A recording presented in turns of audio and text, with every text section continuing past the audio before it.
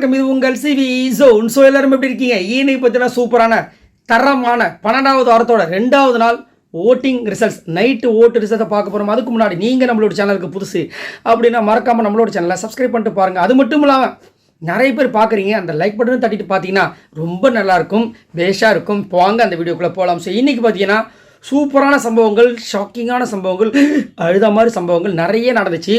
அதுலேயும் குறிப்பாக பார்த்தீங்கன்னா மொத்தம் 4 பேர் வீட்டில் வந்திருந்தாங்க, 4 ஃபேமிலியோட மெம்பர்ஸ்.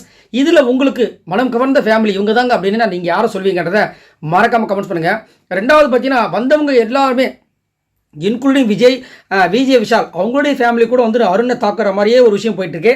இதில் ஏதாவது உங்களுக்கு சம்திங் ஃபிஷியாக தோணுதா?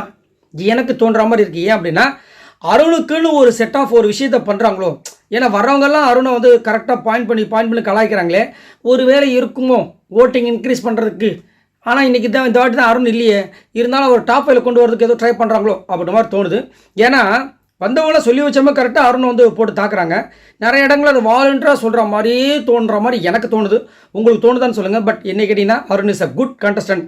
இன்றைக்கி 3 ஃபேமிலியும் அவங்களை திட்டினது வந்துட்டு தேவையில்லாதது. ஏன்னா அது வந்து கேமில் தான் அவங்க பண்ணாங்க. கொஞ்சமாக சொல்லியிருக்கலாம், கொஞ்சம் ஓவராக வந்துட்டு வந்தவங்கலாம் கலாய்ச்சது கொஞ்சம் ஒரு மாதிரி வருத்தமாக இருக்குது. உங்களுக்கு என்ன தோணுதுன்றதை சொல்லுங்கள். அடுத்தது பார்த்தீங்கன்னா ஜெஃப்ரியை பற்றி தீபுக்கோட மனைவி வந்துட்டு எல்லாரையும் கலாய்ச்சி ஜெஃப்ரி ஏதாவது ஒன்று சொல்லுவாங்க பார்த்தா ஜெஃப்ரிக்கு வந்துட்டு ஏய் ஏண்டா அவர் அப்படி தூக்குறியே, உன் உடம்புல பின்னாடி முதுகில் முடஞ்சார் என்னடா பண்ணுவோம் அப்படின்னு கேட்டாங்க. சம்பஷாக் ஆயிடுச்சு. என்ன புரியல எனக்கு. ஒரு தன்னோட கணவரை வந்துட்டு அப்படி லாக் போட்டு தள்ளி விட்றான். அதுக்கப்புறம் இன்னொரு இடத்துல வந்து ஸ்மாக் போடுற மாதிரி டமான்னு போகிறதுக்கு ட்ரை பண்ணுறான். முத்துக்குமரன் தான் வந்து காப்பாற்றினாப்புல. ஆனால் அங்கே வந்துட்டு அவங்க என்ன சொல்கிறாங்க, ஏய் பார்த்து பண்ணுறான், நல்லா ஸ்போர்ட்டிவாக இருக்கடா, அவரை தூக்குனேன், எனக்கு கொஞ்சம் பதட்டம் ஆயிடுச்சு, தீபாவை நினச்சில்ல ஒன்று நினச்சி நீங்கள் உத்தரவு போகிற பயந்துட்டா அப்படின்ற மாதிரி சொல்கிறாங்க. இதுவும் ஒரு மாதிரி பிச்சியாக இருக்கே. அதாவது சாச்சனா காப்பாற்றுறதுக்கு 2 வாரத்தை ஓட்டுற மாதிரி இவரை காப்பாற்றுறதுக்கு ஏதோ விஷயம் போயிட்டுருக்கா. இப்போ ஓட்டிங்கில் அந்த மாதிரி தான் போயிட்டுருக்கு. சரி, உங்களுக்கு என்ன தோணுதுன்ற சொல்லுங்கள். இப்போ வாங்க அந்த அனலைசிஸ் வீடியோக்குள்ளே போகலாம். ஸோ ஃபர்ஸ்ட் பிளேஸில் யாருக்கு அப்படி பார்த்தீங்கன்னா ஜாக்லின் இருக்காங்க. இவங்க எவ்வளோ ஓட்ஸ் இது வரைக்கும் வாங்கியிருக்காங்க அப்படி பார்த்தீங்கன்னா 44,664 ஓட்ஸ் வாங்கியிருக்காங்க. ஓட்டிங் பர்சன்டேஜ் பார்த்தீங்கன்னா 20.56. ஸோ ஜாக்லின் பற்றி கண்டிப்பாக சொல்லி ஆகணும். இந்த வாரம் பார்த்தீங்கன்னா அவங்களோட விஷயங்கள்லாம் வந்துட்டு ரொம்ப இமோஷனலாக இருக்குது. அதுவும் காலையிலேருந்து பார்த்தீங்கன்னா அவங்களுடைய வரவை ரொம்ப ஆதரவில் எதிர்பார்த்துட்டு இருக்காங்க. அதே மாதிரி திடீர்னு பார்த்தீங்கன்னா அவங்களுடைய பாய் ஃப்ரெண்டுன்னு சொல்கிறாங்க. ஏம்மா பாய் ஃப்ரெண்டா? அப்போ முத்துவோட வாழ்க்கை அதாவது த்ரிஷா இல்லைன்னா திவ்யா ஏதோ ஒரு டயலாக் ஒரு அந்த மாதிரி இருக்குது. என்னையா நடக்குது? முத்து பின்னாடி சுற்றுற மாதிரி ஒரு விஷயம் போயிட்டுருக்கு. முத்து ஜாக்லியும் ஒரு காம்போ மாதிரி ஒரு கிரியேட் பண்ணிட்டு இருக்காங்க. திடீர்னு வந்து கேமரா முன்னாடி ஏன் அந்த ஃப்ரெண்டை கொஞ்சம் அனுப்பிவிடுங்க, என் ஃப்ரெண்டை கட்ட அந்த ஃப்ரெண்டை பற்றி அவங்க சொல்லுவாங்கன்றாங்க. ஒன்றும் புரியலையாப்பா, என்னையா நடக்குது? அப்போ எல்லாமே வந்துட்டு கண்டென்ட் தானா அப்படின்ற மாதிரி இருக்குது. அதே மாதிரி ஜாக்லினோட குடும்பத்தார் எப்போ வராங்க அப்படி கேட்டிங்கன்னா நாளைக்கு வரல, நாளானிக்கு தான் வரப்போகிற மாதிரி தான் நியூஸ் வருது.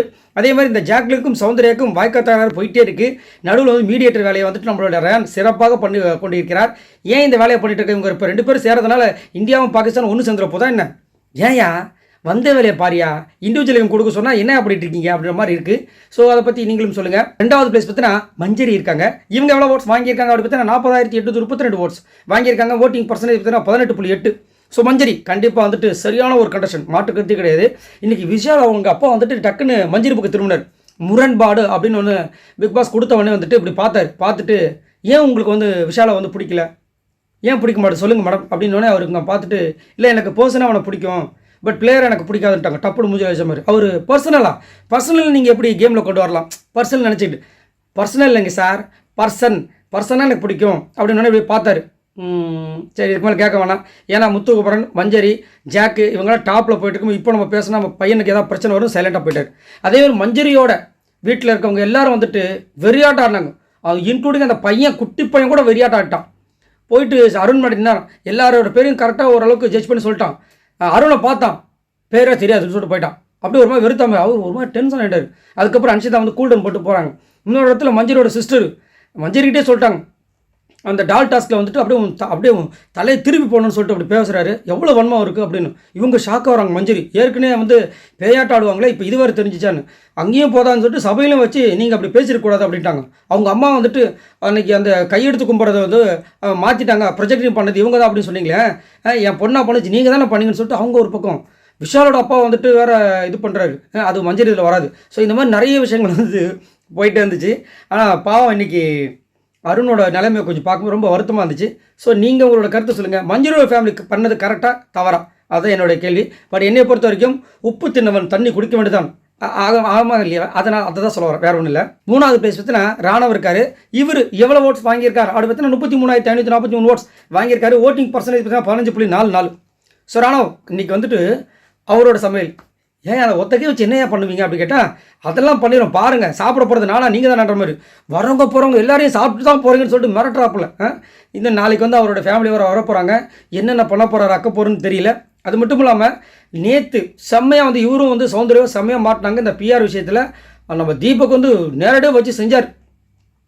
என்னது நலம் தானா உங்கள் பிஆர் குரூப் நலம் தானு. என்ன கொடுமைனா ராணுவுக்கும் சௌந்தர்யாவுக்கும் ஆல்ரெடி ஃப்ரெண்ட்ஷிப் இருக்கான். 2 பேரும் ஃபோனில் ஆல்ரெடி பேசியிருக்காங்க. சூப்பரில் என்னென்ன விளையாட்டு, அதாவது உண்மையாக விளையாண்டு உண்மையாக ஆர்கானிக்காக வந்துட்டு இந்த ஓட்டெல்லாம் வாங்கி வின் பண்ணணும்னு நினச்சா கூட இந்த மாதிரி பிஆர் குரூப்ஸை வச்சு ஒரு சில பேர் உள்ளே வந்துட்டு என்னத்த சொல்ல ஒன்றும் சொல்கிறதுக்கு இல்லை. But is a good human being. 4வது பிளேஸ் பார்த்தீங்கன்னா பவித்ரா இருக்காங்க. இவங்க எவ்வளோ ஓட்ஸ் வாங்கியிருக்காங்க அப்படி பார்த்தீங்கன்னா 28,624 ஓட்ஸ் வாங்கியிருக்காங்க. ஓட்டிங் பர்சன்டேஜ் பார்த்தீங்கன்னா 13.18. ஸோ பவித்ரா ஸோ நாளைக்கு அவங்களுடைய ஃபேமிலி வராங்க. ஸோ பவித்ரா கண்டிப்பாக இன்றைக்கே வந்துட்டு செம்மையாக வந்து ஒரு பக்கம் உட்காந்து அழ ஆரம்பிச்சிட்டாங்க. மஞ்சளோட ஃபேமிலி அவங்க பார்த்ததுக்கப்புறமா ஒரு மாதிரி டென்ஷன் ஆகிட்டு தனியாக போய் உட்கார ஆரம்பிச்சிட்டாங்க. அனுஷிதா போய்ட்டு விடுமா பார்த்துக்கலாம் அப்படின்னாங்க. அதேமாதிரி இப்போ ஒரு புது சர்ச்சையில் வர மாட்டிருக்காங்க போல இருக்குது. கிறிஸ்மாம் இவங்க கிறிஸ்டைல் யாரும் தெரியல, அவங்களுக்கு ஏதோ டெத்து நோட்டு கொடுத்தாங்களாமே, ஏதோ ஒன்று போட்டு வைரல் பண்ணிட்டு இருக்காங்க. இப்போ தான் வந்துட்டு பவித்ரா உண்மை உருவெல்லாம் வெளியே வருதுன்னு. பட் என்னை கேட்டிங்கன்னா பவித்ரா ரொம்ப ஒரு குட் சோல், கண்டிப்பாக சொல்லி ஆகணும். நல்ல ஒரு பொண்ணு. பார்க்கலாம் அவங்கள பார்க்குறதுக்கு யார் யாரெல்லாம் வராங்க ரொம்ப ஆவலாக இருக்கேன். நீங்கள் பவித்ராவோட ஃபேமிலிக்காக வெயிட் பண்ணிட்டு இருக்கீங்களா சொல்லுங்கள். இவங்களுக்கு அடுத்தபடியாக இருக்க விஷாலுக்கும் இவங்களுக்கும் பார்த்தீங்கன்னா 200 ஓட்டு தான் டிஃப்ரெண்ட்டில் இருக்குது.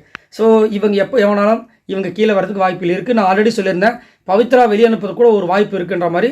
அது நடக்குமான்னு தெரியாது. இப்போ விஷாலுக்கு கீழே வரதுக்கு வாய்ப்பு இருக்க மாதிரி இருக்குது, பார்க்கலாம். 5வது பிளேஸ் பார்த்தீங்கன்னா விஷால் இருக்கார். இவர் எவ்வளோ ஓட்ஸ் வாங்கியிருக்கார் அப்படி பார்த்தீங்கன்னா 28,424 ஓட்ஸ் வாங்கியிருக்காப்புல. ஓட்டிங் பர்சன்டேஜ் பார்த்தீங்கன்னா 13.09. இன்றைக்கி அவங்க அப்பா வேறு மாதிரி. அதே மாதிரி அந்த ப்ரொமோவை பார்த்துட்டு நான் கூட வந்துட்டு ஃபஸ்ட்டு ஓடி வந்தவங்க தான் அவங்க அம்மா நினச்சேன். அதுக்கப்புறம் பார்த்தா அவங்க அவ்வாவா பின்னாடி வந்தவங்க தான் அவங்க அம்மா. அவங்க இவங்களோட அக்காவாக இருப்பாங்கன்னு நினச்சேன். பார்த்தா அவங்க அம்மா. ஏன் இந்த மாதிரி இருக்குது அப்படின்னு கேட்டால் இவங்களுடைய அப்பாவுக்கு வந்து 21 வயசில் கல்யாணம் ஆகிட்டு இருக்குது, இந்த அலைப்பதே மாதிரி. அதுக்கப்புறம் 22வது வயசில் கல்யாணம் இவர் பிறந்துட்டார், நம்ம விஷால் பிறந்துட்டு இருக்காப்புல. ஸோ அதனால தான் எல்லாமே பார்த்தீங்கன்னா ஒரு யங் கூட்டணியாகவே இருக்குது. இதேமாதிரி ஃபஸ்ட்டு ரொம்ப ஃபீல் பண்ணார். அம்மாவும் பாட்டிமா மட்டும் வந்தப்போ நீ வந்து ஒழுங்காக பேசலை, அப்பா கிட்ட சொல்லாமல் வந்துட்டு அதனால தான் வரல அப்படின்போது அப்படியே அழுதார். ஆனால் ஒரு விஷயத்தை நீங்கள் நோட் பண்ணிக்கிறேன் சொல்லுங்கள். ஏன்னா ஏன் வரல அப்படின்போது அந்த யாரோ ஒருத்தரை பற்றி கேட்பாரு. அப்போ இவங்க சொல்லுவாங்க இல்லை அளவோட 3 பேர் தான் சொன்னாங்க, அதனால் அவன் வரல அப்படின்னு இருப்பாங்க.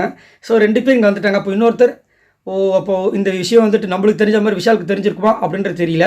ஆனால் அதுக்கப்புறம் தான் அவர் ரொம்ப அழ ஆரம்பித்தார். அதனால் இது நடிப்பு நான் சொல்ல வரல, நடந்துச்சுன்றதை சொல்கிறேன். அதுக்கப்புறம் நீங்கள் உங்களோடது பயங்கரமாக எழுதாரு. அந்த நேரம் தான் அந்த பாட்டை போட்டாங்க.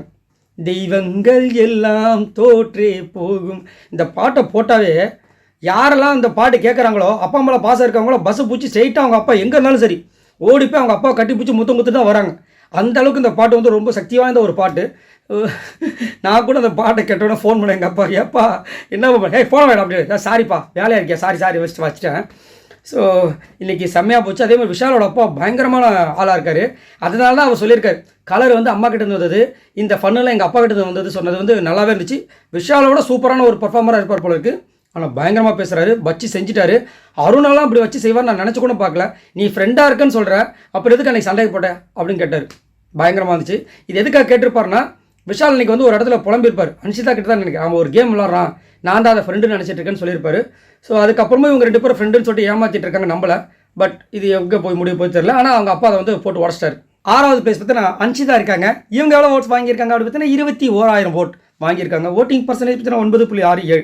நான் ஆல்ரெடி சொல்லியிருந்தேன் அன்ஷிதா வெளியே போகிறதுக்கு வாய்ப்பு இருக்குன்னு. நீங்கள் நிறைய பேர் வந்துட்டு அதாவது அன்ஷிதாவோட ஃபேன்ஸ் வந்து அதெல்லாம் சான்ஸே இல்லை சொல்லியிருந்தீங்களா. இப்போது அன்ஷிதாவுக்கும் லாஸ்ட்டில் இருக்கிற ஜெஃப்ரிக்கும் பார்த்தீங்கன்னா கிட்டத்தட்ட வெறும் 800 ஓட்டு தான் டிஃப்ரென்ஸ் இருக்குது. சரிங்களா, அவ்வளோதான் இருக்குது. ஸோ எது வேணாலும் எப்போ வேணாலும் நடக்கலாம்ன்றது மாற்று கருத்து கிடையாது. ஏன்னா நேற்று இவங்களுக்கு அவங்களுக்கு பார்த்தீங்கன்னா 3000 ஓட்டு 2000 ஓட்டு டிஃப்ரென்ஸில் இருந்துச்சு. இப்போ 800 ஓட்டு தான். Maybe there is a chance ஜெஃப்ரியை வந்து விடமாட்டாங்கிறது என்னோட கருத்து. ஆனால் நிறைய பேர் என்ன சொல்கிறாங்க, ஜெஃப்ரிக்கு இது ஓட்டு கம்மியாக இருக்குது, அவர் போயிடுவாருன்ற மாதிரி சொல்கிறீங்க. பட் எனக்கு தெரிஞ்சு ரெட் கார்டு கொடுக்குற அளவுக்கு போனவராக எதுவுமே சொல்லாமல் வீட்டில் வச்சுருக்காங்க அப்படின்னா ஒரு வார்த்தை கூட பேசவே இல்லை. அப்போ கண்டிப்பாக இந்த பையனுக்கு ஏதோ ஒரு விஷயம் இருக்குது. கண்டிப்பாக அந்த பையன் வந்து பணப்பெட்டியோட தான் போப்பான்றது என்னுடைய உள்ளுணர்வு சொல்லுது. உங்களுக்கு உங்களுக்கு தோணுதான்றதை சொல்லுங்கள். ஸோ அன்ஷிதாவோட ஃபேமிலி நாளைக்கு வர போகிறாங்க. ஸோ அவங்க வந்து ஆசையாக இருந்தால் அவங்க அம்மாவும் அஞ்சியா அந்த மாதிரி சொன்ன அவங்க அண்ணனும் வருவாங்கன்னு நினைக்கிறேன். ஸோ இதுக்கப்புறமா என்ன நடக்க போது தெரியல. அதே மாதிரி விஷால் ஃபேமிலி வரும்போதெல்லாம் வந்து தர்ஷிகா இருக்க வேண்டிய இடத்துல அன்ஷிதா இருந்தாங்களோன்ற ஒரு சின்ன ஒரு வருத்தம் இருந்துச்சு. உங்களுக்கு அந்த வருத்தம் இருந்துச்சான்னு சொல்லுங்கள்.